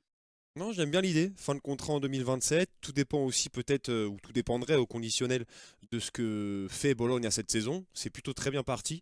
À voir si ça réussit à se perpétuer dans la durée. S'il termine en Coupe d'Europe ou pas, ça peut grandement influer sur le mercato du club du nord de l'Italie. Donc ouais, pourquoi pas. Sam Bekema, qui était déjà un joueur qui personnellement m'intriguait sur les dernières saisons. Les gars, je vais Il fermer doit la pas être brutal. séquence en parlant de mon choix qui est, comme je l'ai dit, un joueur qui n'a jamais été évoqué, mais que je trouve de plus en plus intéressant, notamment cette saison. Alors, il peut diviser, mais je pense vraiment qu'il y a une belle perspective dans la même idée que Sam Beukema pour Karim, dans le sens où c'est pas forcément le profil recherché au départ, mais qu'il peut être capable de l'incarner. C'est un joueur de 24 ans, espagnol en plus, donc de sa nationalité, capable de porter le ballon. C'est Mario Gila de la Lazio. Moi, je pense qu'il est capable. On le voit aujourd'hui avec, pour moi, c'est le meilleur Et en plus, défenseur de la il y a des Lazio. rumeurs qui circulent comme quoi l'Inter le voudrait. Alors, je les ai pas vus. Tu J'en ai pas casses vu toute ma beaucoup. sémantique là. J'étais persuadé que personne l'avait déjà présenté ou quoi. Mais dans tous les cas, moi, honnêtement, c'est un joueur qui me surprend cette saison. Déjà, je suis assez étonné de son jeune âge. J'aurais Il a vraiment 8 ans de pensé moins, qu'il hein. avait déjà beaucoup plus d'années du côté de la Serie A, même si ça fait déjà quelques saisons qu'on le voit du côté de la capitale. Je trouve que c'est un joueur très adroit avec le ballon. L'école espagnole, hein, il est né à Barcelone, donc pour faire grossir un petit peu le cliché, j'ai pas forcément de surprise par rapport à ça. Il joue actuellement dans une défense à 4 sous Baroni, mais il a été capable l'année dernière de jouer à 3 sur le côté gauche, parce qu'il est gaucher. Mais je pense que dans cette idée de libéraux et comme j'ai souligné tout à l'heure, pas pour rien, de premier attaquant, il peut être capable, comme De Vrij le fait, de porter le ballon et de venir créer le surnombre dans les espaces adverses. Je le trouve de plus en plus intelligent avec et sans ballon. Son seul souci peut-être à l'heure actuelle, mais il n'a que 24 ans, c'est qu'il a des sauts de concentration et parfois même un QI football qui peut manquer. Mais je pense vraiment qu'Inzaghi, surtout dans cette logique d'ancien joueur qu'il a déjà eu à la Lazio, il peut être capable vraiment de le faire Il l'a progresser et de compris. lui donner une nouvelle corde à son arc, entre guillemets. Donc moi, personnellement, je me dirigerai vers Rila, qui est en plus, je pense, accessible aux côtés de la Lazio, qui doit être dans les mêmes prix, je pense, qu'un Bekema, par exemple. Je sais pas ce que vous en pensez, mais... Par contre, il l'a pas eu à la Lazio. Ah, il Il l'a pas arrive eu? en Ouais, c'est 2022. ce que j'allais te dire. Ah, il Je arrive pense en pas qu'il ait 2022, eu autant pour Patrick, moi. la. c'est Patrick qui l'a eu à la Oui, c'est Lazio. Patrick. Mais justement, moi, pour Mais l'anecdote, je pensais que Patrick avait 22 ans et que l'autre avait Rila avec 32 ans. C'est pour ça, en fait, que j'ai été surpris quand je me suis penché dessus, mais en tout cas, j'aime beaucoup le profil, moi. C'est hyper intéressant, je suis d'accord avec toi, mais comme tu l'as souligné, je sais pas si c'est vraiment un libéraux. Moi, je le verrais plus comme un excentré, tu vois, comme un Bastoni au même Mm. poste. Bah, Moi, c'est je un... suis Mais je d'accord. trouve qu'on est parlé dans ton live que c'est un joueur Ouais, depuis un petit moment il me surprend. qui fait Vraiment, vraiment des bons Ouais, matchs. alors moi j'avais quand même un défaut avec lui, je crois qu'il est fragile. De mémoire, je crois qu'il est un peu trop fragile à mon goût. Et il est pas si grand que ça, un point un libéraux, je crois. Ouais, et pour moi, 1m85, c'est libéraux, honnête, hein. c'est. 1m85, Je c'est crois qu'il fait honnête, Ouais, un hein. 83, mais un truc comme ça. libéraux, je sais pas, pour moi, ça me paraît juste un mec 85. Hein. Dans tous les cas, ce qui est vrai, c'est que la fragilité peut peser. Il a déjà 2 Mm. blessures cette saison. C'est vrai que ça peut malheureusement jouer, mais j'avais envie, vous me connaissez, d'innover un petit peu et de pas partir sur les classiques, même si toutes vos pistes, les gars, étaient plutôt légitimes. Dans le chat, C'est vrai Lautaro a qu'on n'a aussi pas sorti. souligné. Il a Non, souligné mais d'autres pistes intéressantes et logiques dont on a déjà entendu moi, je parler. trouve Lautaro, il a raison. Skriniar.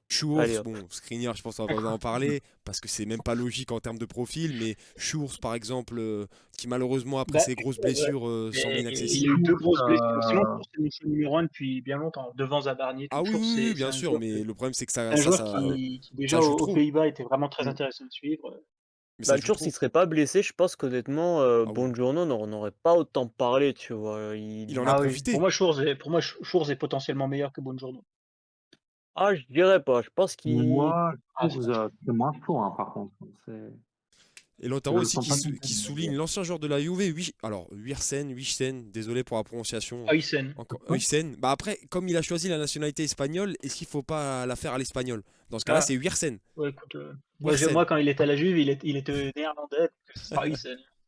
Un bon profil Voilà. jeune qui est intéressant, mais En après, libéraux, non. malheureusement, il est Libéraux, parti non. à Bournemouth, quoi. Hein. Ouais, et Et libéraux, non. quand on connaît les tarifs Première Ligue, Ouais, Par bon. contre, on peut s'accorder, je pense, pour finir cette séquence, P5, que c'est un refus collectif quant à une possible arrivée de Jaka Biol.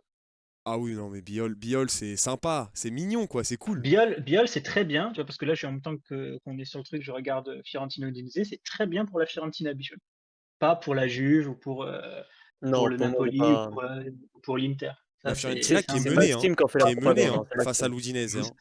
c'est Je un bon m'attendais à voir défenseur, comment sortir, mais honnêtement. qui a pas une marge de progression. En vrai, qui a une marge de progression très limitée et le niveau est bien pour la Serie A, mais je l'imagine pas en Coupe d'Europe, même contre des équipes basiques type Monaco ou Celtic. Enfin, j'arrive pas à le voir déjà face à ces équipes-là.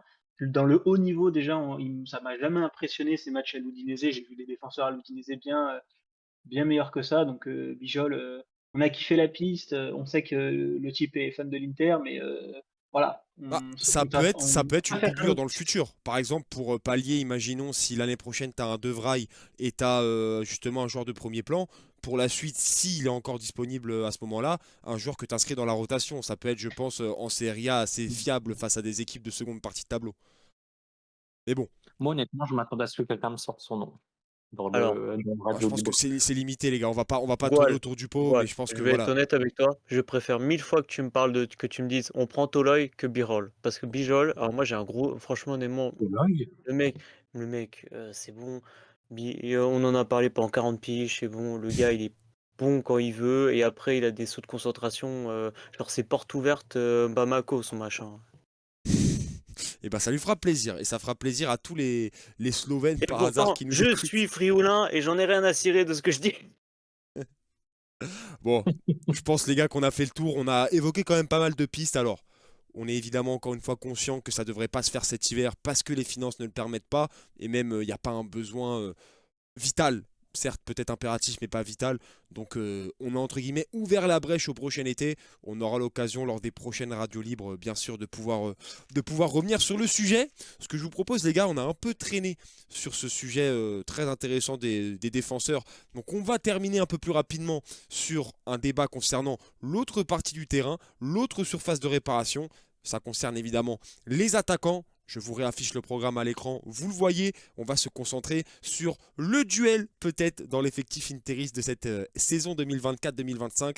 La place du quatrième attaquant, qui de Correa ou Arnautovic mérite sa place sur la liste UEFA pour la suite de la Ligue des Champions. C'est globalement l'enjeu, au-delà même de l'aspect symbolique de la hiérarchie. On va tenter d'y répondre maintenant. Avant ça, je salue évidemment les personnes qui sont avec nous, notamment dans le chat. Vous êtes encore quelques-uns à nous écouter en direct pour cette dernière radio libre de l'année civile 2024. Ça nous fait très plaisir, on vous en remercie.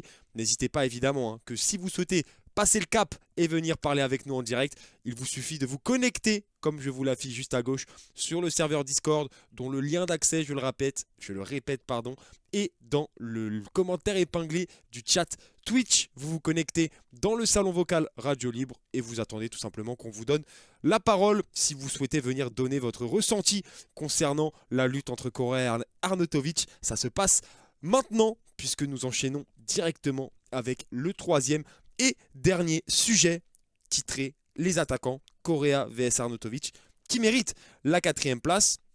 Pour introduire un petit peu cette séquence, il m'a semblé intéressant de revenir sur certaines statistiques, notamment celle de du réalisme offensif. Cette saison, le but est plus que jamais démocratisé à l'Inter avec déjà 17 buteurs différents sur les 22 premiers matchs, toutes compétitions confondues.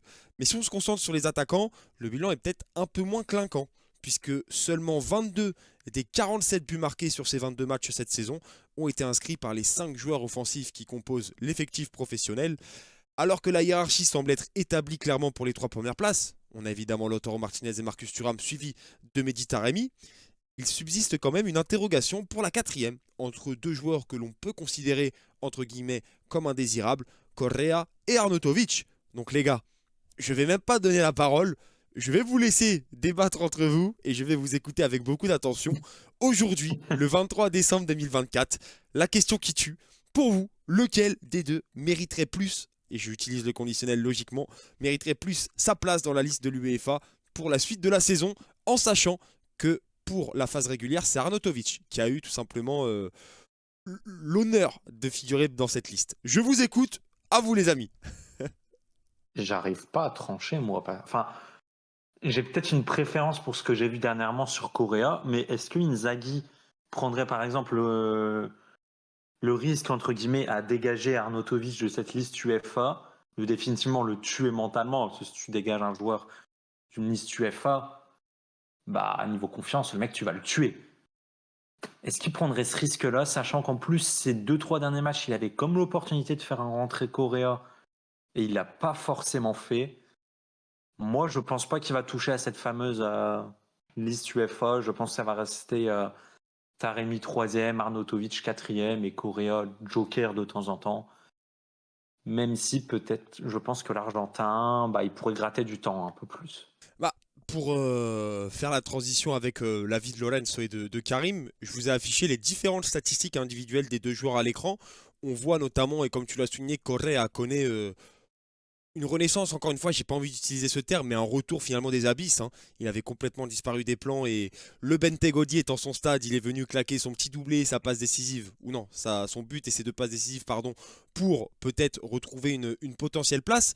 Ce qu'il faut se souvenir, Lorenzo, pour s'inscrire peut-être en opposition à ce que dit Antoine, c'est que d'un côté, Correa peut avoir une importance concernant son profil. Parce que c'est un profil, comme je l'ai dit, de second attaquant qu'on ne retrouve peut-être pas chez les autres joueurs offensifs, tandis qu'Arnautovic est un avant-centre un peu plus classique au vu de ce qu'on peut avoir. Est-ce que, à ton avis, ça peut jouer dans la tête d'Inzaghi? Alors, moi, je vais juste prendre 2 stats qui me fascinent. Déjà, 0 blessure pour Correa, les gars, faut qu'on l'applaudisse. Barbecue Man ne s'est toujours pas blessé avec nous. Bravo, félicitations à lui. Et par contre, l'autre stat qui me fait mal au cœur pour Arnautovic, c'est quand même qu'en 148 minutes, il a quand même un but et 2 passes D, alors qu'Arnautovic en 10 matchs, en 273 minutes, n'a que 2 buts. Dont un Qu'est-ce lors qui de la dit Copa juste jeudi, là. Mmh. Et c'est là c'est là qu'on a quand même un énorme problème sur les attaquants remplaçants. Et moi, et Taremi est pareil, mais lui, Taremi, on lui laisse plus de temps parce que c'est normal, il est pas adapté à ce style de jeu. Faut encore que ça se travaille. Correa et Arnautovic sont adaptés.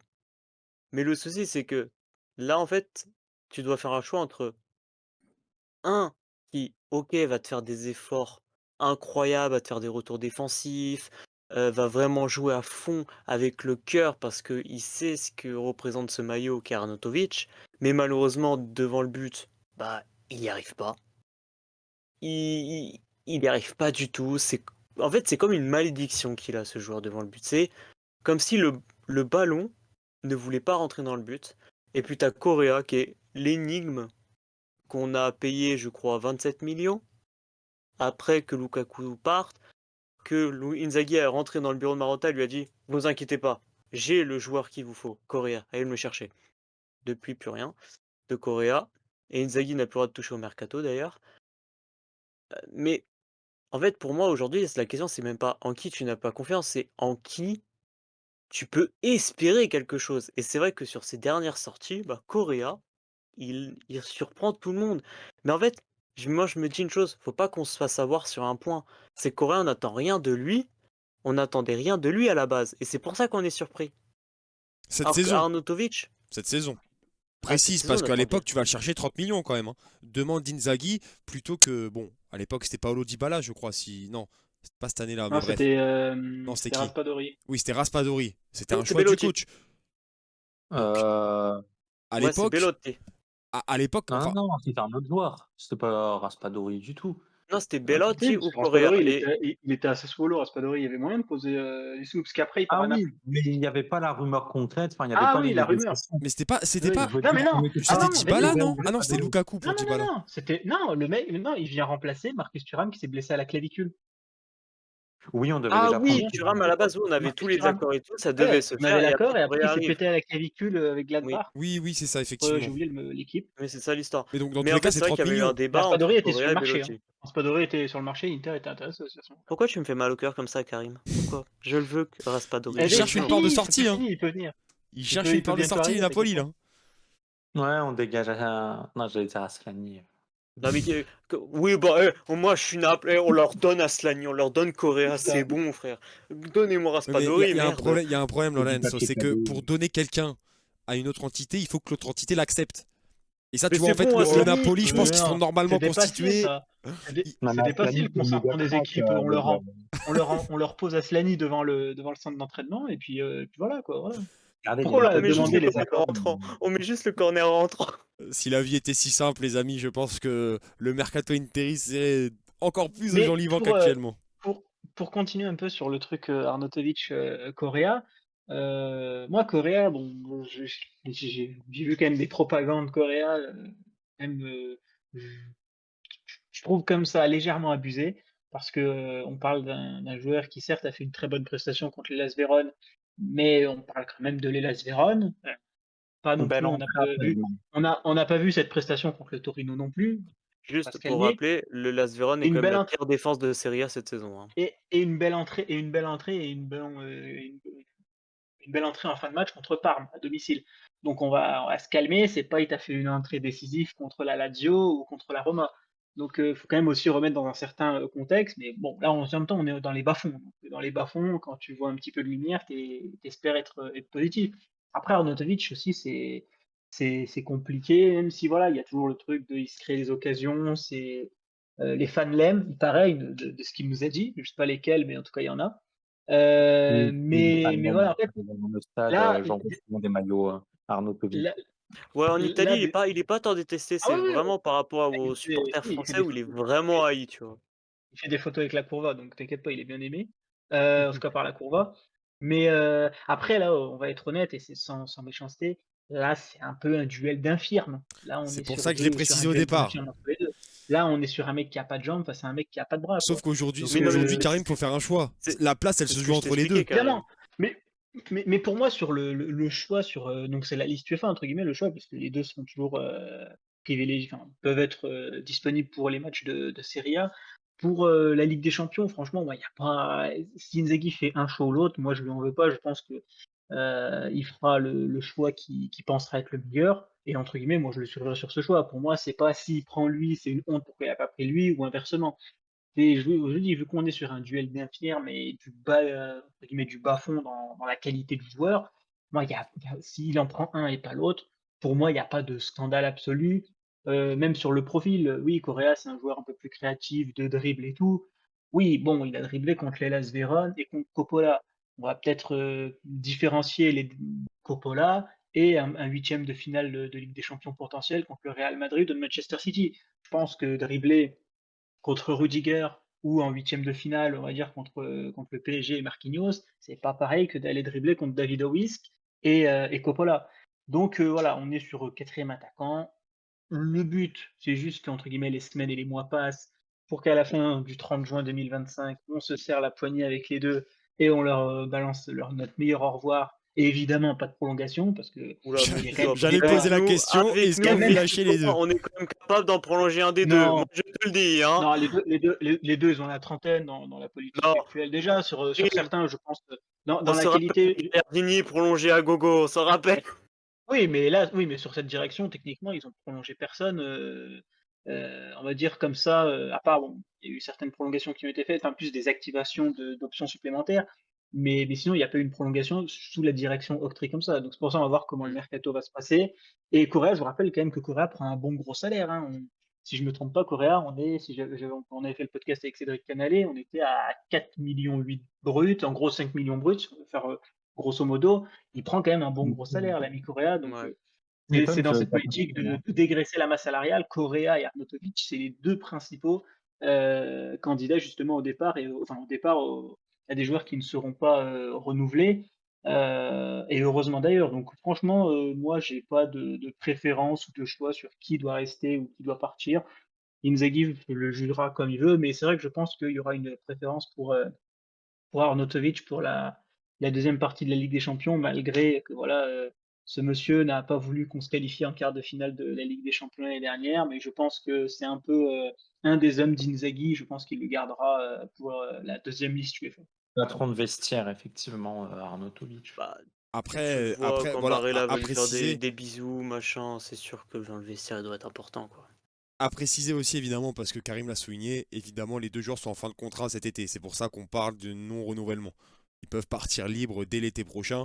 Et évidemment, Peut-être par sauf cas de miracle, figure ils peuvent partir extraordinaire, cet hiver. non, c'est impossible. Un joueur à 6 mois de la fin de son Ou contrat, au vu de ses Après, il y performances, c'est a impossible. Arnautovic qui a le Torino, même si Ouais, bon, mais. les rumeurs, à chaque fois qu'il y a un mec qui est à 6 mois de la fin de son contrat, qu'il était censé partir, c'était de la rumeur limite inventée et qui est jamais arrivé. On va dire peut-être le seul cas qui a fait exception où lui, on était vraiment pas loin, c'était Sensi potentiellement avec le truc là, de Oui, de Maresca à Leicester. Leicester. Mais après, vu que l'Inter demandait un petit peu plus en indemnité, et finalement, ces radins de première ligue qui ont des milliards n'ont pas voulu nous donner quelques pauvres millions d'euros. Arsène Mais, mais, Wenger, à, mais à part ça, sinon, oui, la plupart des choses, des 6 mois de contrat ou des choses comme ça, à chaque fois, les mecs sont jamais partis. On se souvient même de Gagliardini qui devait partir 6 mois avant qu'il parte officiellement. Le mec est jamais parti. Donc, Ah, je me rappelle, moi, ouais, son frère, il avait une moi, note le d'Aston mercato Villa. d'hiver, prenez comme règle au mercato de l'hiver de l'Inter que les arrivées, il y en a presque jamais, et les départs, il y en a jamais. Voilà. Ça, c'est une règle. Des fois, il y a des exceptions, mais prenez cette phrase comme une règle. Après, moi, Karim, il dit un truc juste, c'est quoi qu'il arrive, qu'importe celui que tu vas garder, de toute manière, on sait très bien que ça sera un joueur qui fera soit rien, soit va tenter, mais dans tous les cas, tu te mets un boulet en plus. Maintenant, si les deux pouvaient partir et qu'on pouvait recruter Raspadori, moi, comme je le dis, chapeau l'artiste. On a Ah, il y a déjà, la rumeur on a Jonathan, déjà il y a fait la du rumeur fantasy tout Jonathan à l'heure. Baptista. On a fait du fantasy tout à l'heure, on va pas en faire à chaque fois. Là, je pense vraiment que. Non, mais, C'est pire que le Père Noël, là. Tu rêves en mais quelque en chose fait, Non, c'est pour. d'impossible. oui, non, En fait, cet hiver, Karim, c'est mort, hein. Ouais, Et du coup, Raspadori, en été, Ah ça oui, cet correspond à été, une. bien sûr. mais Là, je Goal, parle pour cet hiver. non, mais Goal, en fait, pour te Ouais. dire, Mais cet quand hiver, il se tu passera penses rien, ne comme vous inquiétez ça, pas. ouais, mais quand tu penses comme ça, c'est que vraiment, aucun des deux tu n'as vraiment aucune envie de garder les deux. Oui, mais t'es C'est obligé. ça qui est T'es horrible. obligé. ouais, C'est on en est fait obligé. que je te fasse ça. Moi, Arnautovic, je l'adore. Honnêtement, je l'apprécie, le mec, tu vois, vraiment de Humainement bon cœur. parlant, oui, on peut pas le détester. Franchement, il fait une cagade, j'ai même pas envie de le haïr. Mais juste, un moment, t'es à l'Inter. Tu, tu reviens à l'Inter comme signe de vengeance, de revanche, parce que tu reviens après des années et tu nous fais ça. Mais à un moment donné, soit t'as trop de pression, donc ça veut dire que tu ne peux pas, soit tu acceptes à un moment certaines choses. Tu vois que tu n'y arrives pas. Ton club en pâtit. Pars, juste, pars. Correa, barbecue man, ok, c'est cool, t'as été bien pour les barbecues, mais dégage, quoi. Et À un pourquoi moment, Attends, Correa, mais je regarde, suis parce que désolé, mais moi, manque là de tu changes de respect débat. du Correa, club, pour moi, l'été c'est. dernier, Correa, l'Inter veut le refourguer à toute l'Europe, personne ne le veut. Il y a aussi une réalité derrière. Faut pas oublier que ce sont des transactions entre des humains, on n'est pas sur FIFA. C'est pas des Ah, de intelligences, toute c'est qu'il façon, faut aussi. d'ailleurs, Le problème, c'est que les deux là, on est sur les pires transferts des dernières années sur l'Inter, hein. Ah 30 oui. millions d'euros pour un fantôme de Correa et 10 millions d'euros plus le salaire à Arnautovic, t'as fait la pire Et opération je mettrais t'as Correa fait les deux au-dessus, je pires mettrais opérations. Arnautovic au-dessus personnellement parce que Correa, il y avait une perspective derrière, il y avait une idée qui n'a pas marché. Arnautovic, c'est un panic boy. Ouais, ouais, C'est Arnautovic, ça, c'est je n'importe trouve quoi. encore D'ailleurs, pire. j'espère que Mota sera un jour reconnaissant et qu'il donnera, enfin, je sais pas, fait de l'argent, parce que je rappelle que c'est grâce à nous qu'il a pu mettre Zirkzee sur le devant de la scène. Donc, Mota, ainsi que Sartori, ainsi que Bologne en eux-mêmes, techniquement, devraient nous laisser gagner des matchs sur les Donc prochaines années Sam pour Bekema par rentabiliser. exemple. Sam Non, mais Bekema. voilà, faut enlever 10 millions d'euros sur le prix de Boykema, quoi. Je veux dire, à un moment donné, on vous a permis de faire la plus-value de l'extrême avec Zirkzee parce qu'on vous a dégagé Arnautovic. Rends la monnaie, quoi, je veux dire. Non, mais moi, Ouais, je suis même pour qu'on reprenne Salcedo, qui est dans le vestiaire, qui sert à rien. Mais mets-le lui, au moins, lui, tu vois, je sais pas, moi. Bah, il est parti, Salcedo entre Non, temps, je crois. Salcedo est parti, hein. Il est Il est parti, hein. parti Ah oui, parti, je sais pas. Moi, ça m'avait dit qu'il était en. encore là. Oh, je sais plus, genre, je sais même Je plus crois Dima, qu'il s'il est, devait Dima il est en. parti en Fondati, D2 vous prenez? espagnol. Pour changer, hein. C'est son championnat, hein. Tu sais, j'ai envie de te dire, Lionel Messi, c'était la Ligue 1. Salcedo, c'est la D2 espagnole, quoi. C'est la Liga, je sais pas comment elle s'appelle maintenant. Tu vois, mais on dit, bon, après, eux, ils nous coûtent moins cher, mais tu vois, même un mec comme Radou qui est encore là et Ça, c'est Non, vrai. non, non, non, non. qui prend 1 million d'euros brut, on devrait partir cet hiver, mais il prend 1 million d'euros brut, lui aussi, il est en fin de contrat cet été. Des mecs comme Salcedo qu'on n'a jamais pu refourguer. Moi, j'ai jamais compris comment ces mecs, on les prolongeait, tu vois. À un moment donné, enfin, Radou, c'était un petit peu plus compréhensible. Radou qui devait être d'ailleurs notre numéro un selon son agent. Il avait le niveau pour remplacer Onanovic selon son agent Oui, d'ailleurs. bah, tu vois, il a donné une carrière à C'est le rôle Arnautovic, des tu agents, vois, hein. il lui a donné un but. Mais non, mais voilà, moi, c'est vrai que ça me fascine un peu ce genre de prolongation comme ça. Après, et ça vaut d'ailleurs pour tout le débat qu'on a fait, ça vaut pour la hiérarchisation des compétitions, les défenses centrales et les trois. David, c'est simple, je te résume tout entre guillemets en une seule phrase. Pour éviter de dépenser sur le mercato si divers comme ça, euh, je pense que aller piquer, tout le monde le fait, et j'ai l'impression que nous, c'est interdit par la loi. Aller piquer en Primavera quelquefois, aller faire monter un défenseur de la Primavera de Zanchetta, un Haïdou qui peut dépanner aussi en piston droit, un attaquant qui monte voilà, quelquefois pour dépanner sur le banc et finir les dernières minutes. C'est pas interdit pour l'Inter, hein. Enfin, je veux dire, la Juve a fait ça sur les dernières années. Oui, Même mais le la vie, Milan l'a fait sur les dernières années, la Roma l'a fait. On peut pas leur dire qu'ils avaient une équipe U23. Il faut pas juste aussi se cacher derrière la fameuse chose. Oui, mais ils avaient une équipe U23. La Roma n'en a pas plus que l'Inter et le Milan avant n'en avait pas aussi plus que l'Inter. Donc je pense voilà, faut l'Atalanta aussi avant n'en avait pas plus que l'Inter. Donc je pense qu'il y a moyen et encore une fois, c'est du dépannage sur les si, il y en 10-15 avait une l'année dernières dernière. minutes.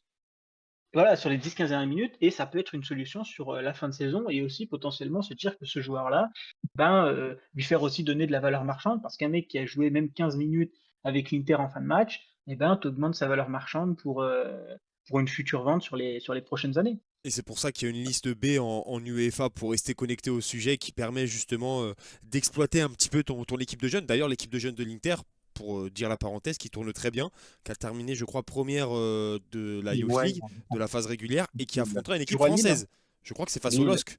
C'est face au LOSC que Ouais, l'Inter se retrouve ensuite, donc mais ça, je l'ai ça va être malheureusement. sympa. Ça va être sympa de suivre un petit peu les exploits de peut-être le futur Vanchetta. du collectif Et, Nerazzurro. et, Les gars, et je vois Lautaro qui les parle gars, des fratries Esposito oui, aussi. mais ça c'est. On pourrait en parler peut-être dans une prochaine radio libre, mais Ouais. là, on a dépassé l'heure et demie. Donc, avant de terminer, parce que ça s'est positionné dans le chat, donc sans explication, vraiment, c'est une question fermée.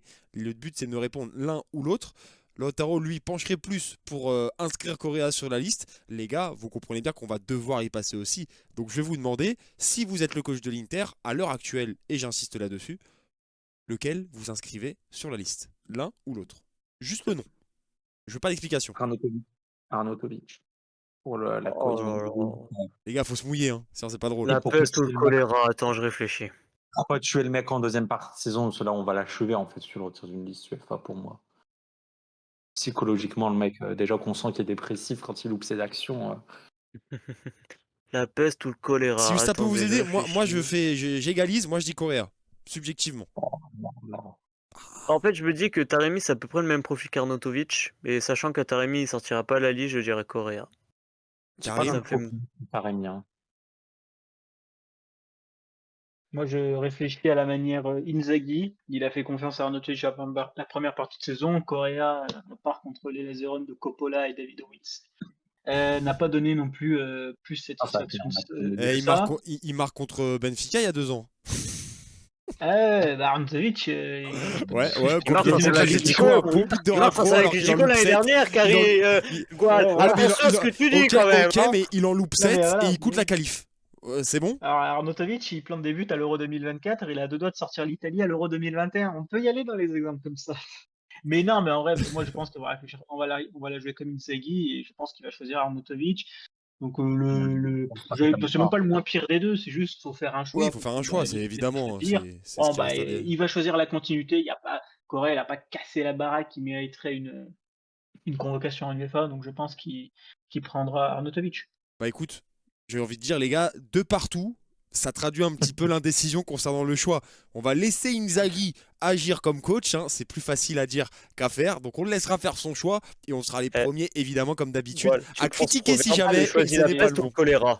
Voilà, C'est pas notre problème, nous on est là pour juger. voilà, Ça, c'est tout. Et on prend Chacun a sa David, position, pour c'est lui qui péter fait à le 0. choix Elle, et c'est nous qui décryptons. Lautaro 942, il a raison, faut inscrire Palacio ou Eder. C'est ça. Eder, franchement, tu lui fais faire un petit entraînement de l'entraînement et tout pendant quelques Il semaines. joue Moi, il est encore au Ça y disponible hein, est, pour le 26. vas-y, Eh, prends pour le pas 21 Lazio avril, alors, il est prends pas disponible. Lazio alors les gars, arrêtez. Eder joue Oh encore au foot. non, alors, Paolo Taro, tu pars trop loin. Non, Palacio, Gabani, c'est pas le frère, bon s'il te plaît, profil. là, tu pars un peu trop Eh, loin, là, mon cher. franchement, Eder, Question Eder, sérieuse. il nous met 3-4 buts d'ici la fin de saison en tant que quatrième Voilà, attaque. Je suis sérieux. question sérieuse. Il joue Et encore au Palacio foot, aussi Eder? alors, hein. Moi je préfère Palacio à Eder. Hein. Non, mais Palacio, c'est un profil de presque 10, 9,5. Eder, on est quand même sur un 9. Moi j'aurais dit Ah, 9,5. Parce Hein. que c'est quand bon tu attaquant, vois hein, qui a le plus Eder. confirmé avec l'Inter, bah tu prends pas la Soche que Eder, parce que Eder, avec l'Inter, ça a jamais marché, quoi. Et Diego Milito, il a vraiment arrêté sa carrière ou... Bah, il est président du Non, mais Racing, il est devenu président du Racing les Club, gars, au donc pire, on va Ah chercher merde. aussi je pense qu'il dans a votre d'autres pays. Adriano, oh préoccupations. là là, mon rêve de revoir Adriano. Il a d'autres préoccupations. Non, non, Bon enfin les gars, Adriano. 20h35, je pense que le timing est parfait parce que le match de championnat de l'Inter se joue ce soir à 20h45. Donc je pense qu'on va pouvoir tranquillement conclure cette 4e radio libre, la dernière de 2024, avant de vous laisser les gars. J'aimerais évidemment vous remercier, Karim, Lorenzo et Antoine, toujours présents pour venir discuter avec nous chaque mois. Donc merci de votre présence les gars. Passez de bonnes fêtes si jamais vous les fêtez évidemment et dans tous les cas, reposez-vous en cette fin d'année et de toute façon, on se retrouve très vite hein, Karim, il y a beaucoup de choses qui vont arriver en 2025. Vas-y, c'est ton moment, Après, tease. il y a... C'est ton moment, c'est ton Non, moment. là, déjà, bon, bah, déjà, il y a le podcast évidemment avec Cédric qui est toujours d'actualité où on revient sur la Lazio et la situation financière. Et il y a un podcast en préparation pour terminer l'année. Alors, est-ce qu'il sortira en 2024 ou très début 2025, on verra encore.